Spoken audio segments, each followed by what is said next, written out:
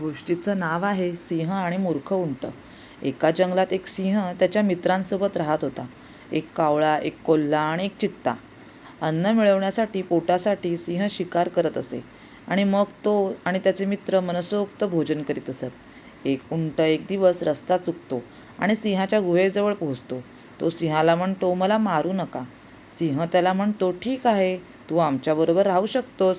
उंट तिथे आनंदाने राहतो. एक दिवस सिंह शिकार करताना जखमी झाला, त्यामुळे तो अशक्त होतो आणि शिकार करणे थांबवतो, कारण त्याला ते शक्य नव्हते.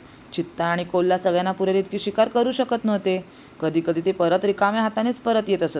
शिकारी विना जगणे त्यांना खूप कठीण झाले होते. एका संध्याकाळी कोल्हा सिंहाकडे जातो आणि म्हणतो, "महाराज, तुम्ही मला खा आणि आपला जीव वाचवा." सिंह म्हणतो, "नाही, मी तुला मारू शकत नाही." नंतर चित्ता येतो आणि कोल्ह्यासारखीच सिंहाला विनंती करतो, पण सिंह त्याला खाण्याचे टाळतो.